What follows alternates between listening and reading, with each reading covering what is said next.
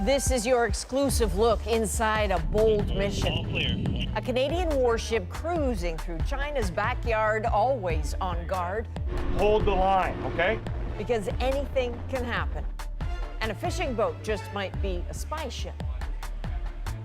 Canada is in a high-stakes global chess game, so let's get you on board. David Common, what is happening on HMCS Ottawa?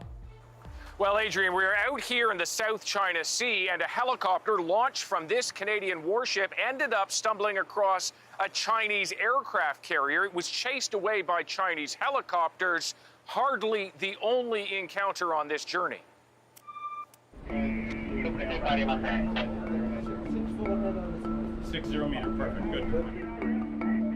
Make no mistake, what we're about to do is quite serious. And at the highest levels of government are paying attention to what we're doing. This is the inside story of how a heavily armed Canadian warship is sending a provocative message in an area many now avoid. That we'll be transiting Taiwan Strait. There's nothing more challenging than not knowing when a fight may break up, but to just hold the line, okay? HMCS Ottawa is set to pass through the Taiwan Strait between mainland China and Taiwan. The Chinese claim it as their own. Other nations consider the passage international waters. Either way, it is the route China's Navy, now the world's largest, would use were it to invade Taiwan. The Canadians don't expect a confrontation, but they must be ready in case there is one. We're the only journalists invited on board for this journey. And it isn't just on the water. The ship's helicopter, call sign Grey Wolf, equipped with flares to confuse any missiles fired its way. While on patrol, the ship can actually use its helicopter to see great distances, looking for other vessels on the water and those beneath it as well. In the back, Captain Theodore Yam, the tactical coordinator. We can't show you the secretive screens he's using. The aircraft has all sorts of different sensors, such as radar and sonar, to help again have a clearer picture of what's around it. Grey Wolf is here to help the ship identify and avoid trouble. One early encounter is on the horizon. This Chinese vessel capable of scooping electronic data from other ships.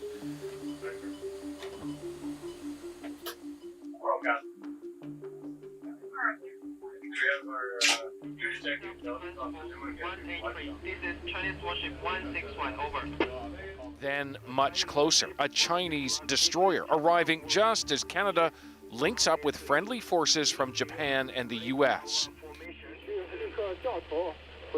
Over the coming days, there are consistent signs of Chinese ships paralleling the Canadian moves. As day turns to night, the shadowing continues, with the crew on the bridge challenged that much more in the darkness. This is a 24-hour operation. There's no rest. Before the transit of the Taiwan Strait, the ship refuels from the only gas station out here, the Canadian supply vessel Asterix. Sending these ships all the way from British Columbia is a major expense, a long way from home. But the federal government has deemed it a strategic priority. Steer 220. Steer 220. Now, the day they've spent weeks preparing for. So let's just monitor.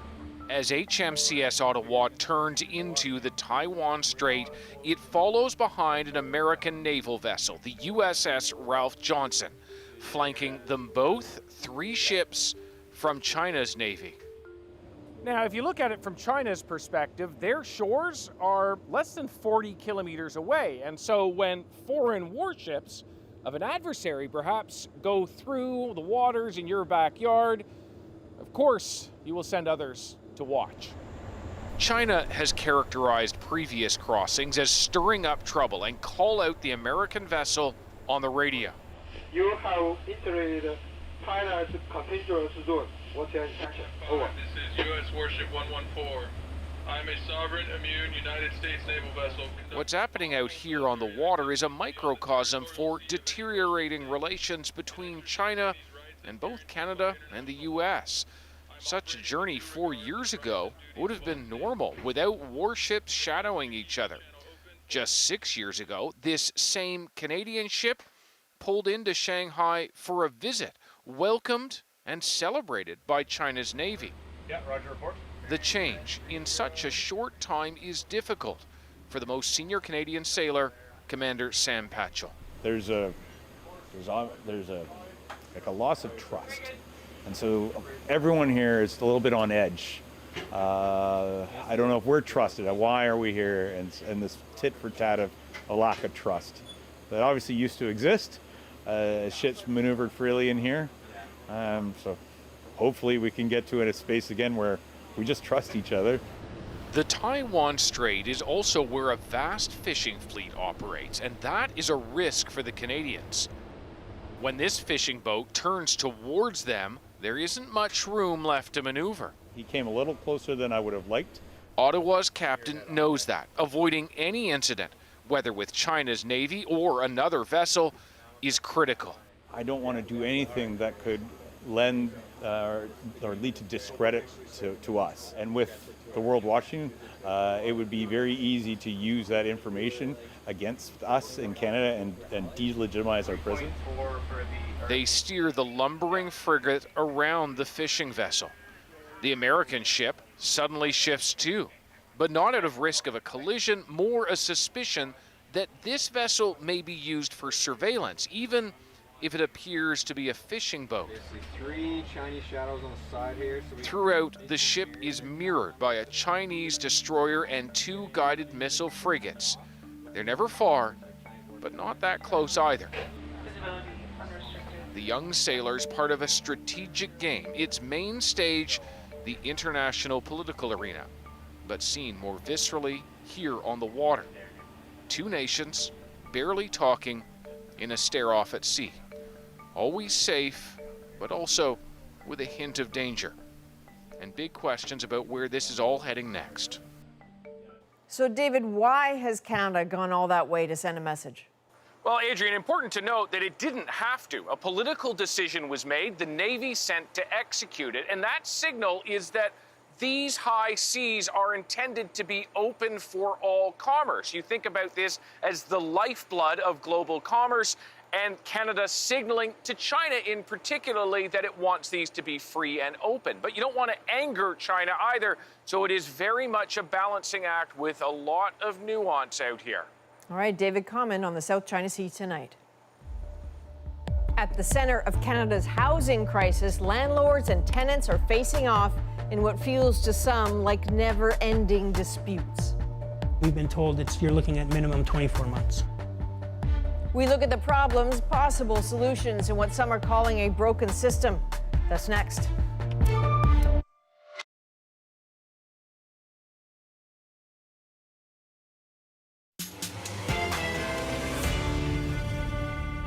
The bitter battle over rental housing raging across the country. We can't open the windows in any of the apartments. Tenants feeling pushed out and priced out. Do you not feel like paying rent this month? Landlords fed up with rent unpaid by tenants that cannot budge. This is a nightmare. The government referee failing them both. So this happens across the country, but in Canada's biggest province in particular, thousands are screaming for help and say none is coming. So let's break down what's really going on. So come home, doors wide open, nobody's here. Awesome security we have. For a moment, imagine this is your rental apartment and what you've been dealing with for months. Beauty. And no, it's not you who left the door wide open. They were leaving holes through the walls for months at a time. They were leaving projects half completed. Mike Reed's been begging for years for repairs to get done, and when they are, he says it's chaos. You come home and you're frustrated because it's loud, it's hot and it's dirty. There's no downtime. And then there's this. So since the construction started, there's heavy machinery going on. We can't open the windows in any of the apartments on the east side of the building. Dust is just caking through. Sundays there's been work going on. The sound of what he says is 6 a.m. construction. The new tower going up next to his. Work is not supposed to start that early, and he complains. His current rent, $1,600 and climbing. But an identical unit is advertised for $2,995. Mike maintains he feels like the landlords want to push him out to get higher rents. They want us out. Don't like it? According to Mike, the management company says he can take them to the Landlord-tenant board, known as the LTB. And here's the thing. Mike is trying to do that, but that place is the crux of a crisis in Ontario. The option that we want to take by getting in front of a judge, we've been told you're looking at minimum 24 months. A 2-year wait? This is not how it used to be, according to a recent ombudsman's report. Several years ago, to schedule hearings could take just weeks. Now, it reports tens of thousands of people in Ontario have been denied justice because of excruciatingly long waits. Just try, for example, getting into the actual building. So, part of the problem here is that over the course of the pandemic, the in-person tribunals closed. They went online, which was fine, but now they're still online. They're not doing in person, and there was already a backlog before the pandemic. Now, because of measures during the pandemic, that backlog is huge. The numbers revealed most of the complaints are coming from landlords, almost 90% of them.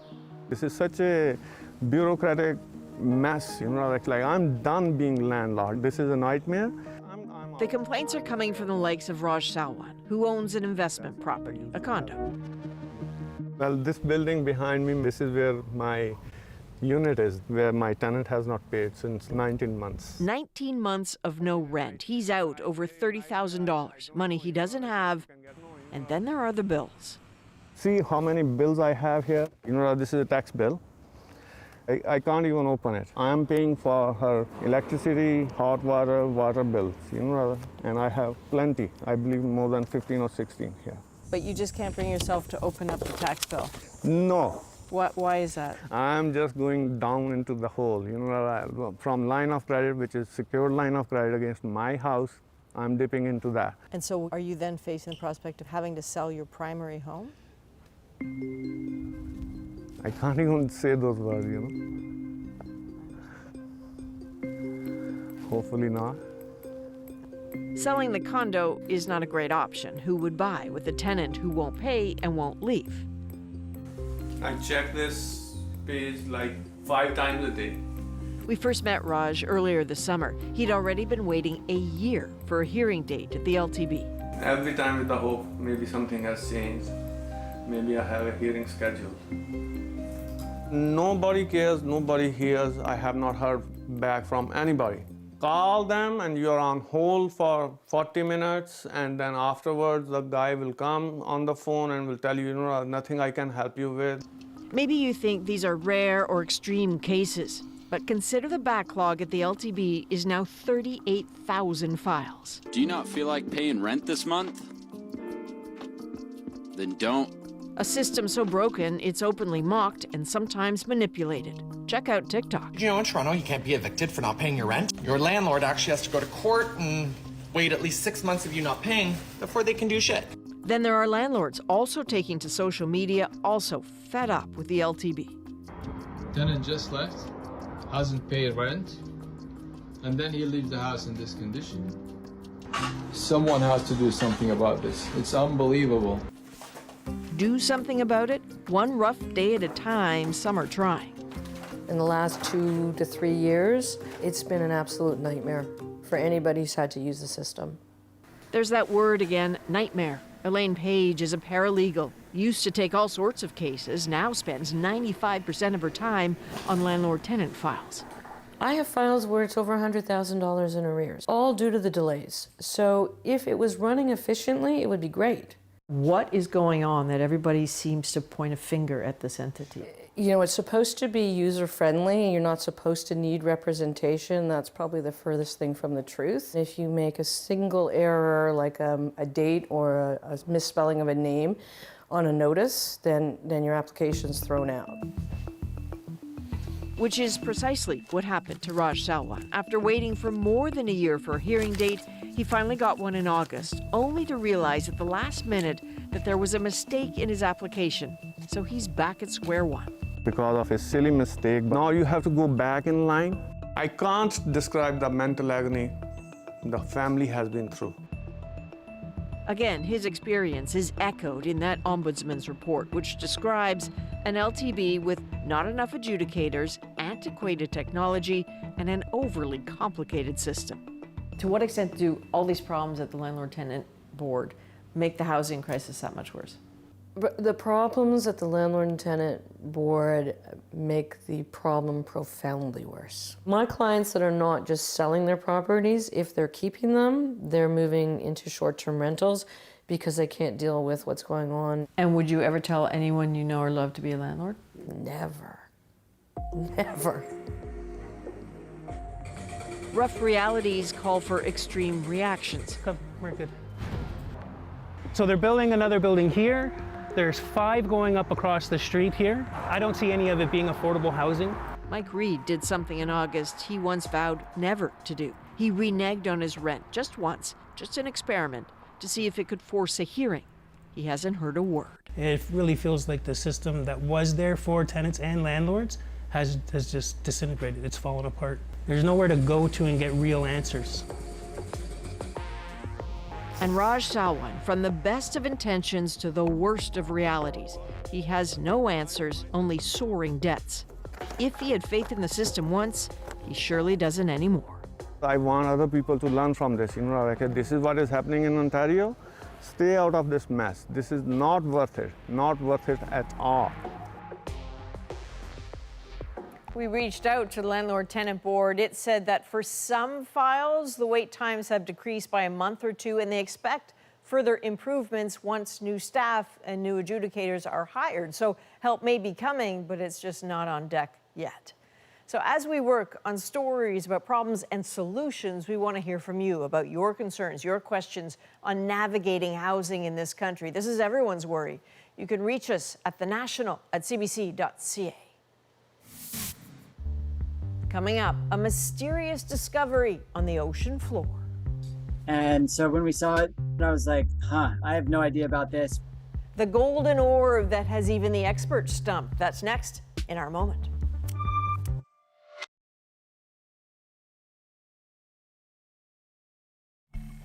Okay, so what is this? It was discovered by researchers in the Gulf of Alaska over 3,000 meters below the surface. Top scientists are still stumped by the puzzling golden orb. So far, all we know is that it is indeed biological in origin, which has sparked the world's collective imagination. This little golden mystery is our moment.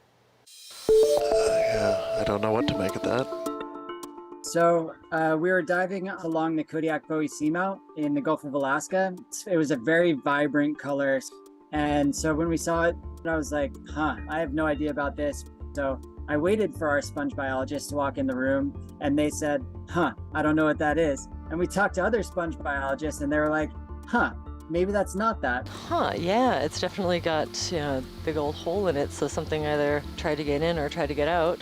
Nobody really has any great guesses. The first thing that jumped out to us on ship was that it's very reminiscent of the first episode of The X-Files because it just really sparks the imagination. I'll just go out and tickle it. That's when we decided to take a sample and bring it on board so we can do a little bit further analysis on it. We're just waiting on DNA analysis once it gets back to shore. There we go. Oh, there it goes. Perfect. I think conclusions are unfortunately going to have to wait a little bit. And I think that's a great thing, just seeing what's on this planet that's almost feels like it's out of this world. So we will get you an answer. Our producer, Andrew Kitchen, I know is going to be all over this. I initially wondered if it was just like garbage from a cruise ship, but apparently it was so deep and it's biological, it's not. So for all of us here at The National, thank you for being with us. You can watch anywhere, anytime on the free CBC News app and subscribe to The National's YouTube channel. I'm Adrienne Arsenault. Take care.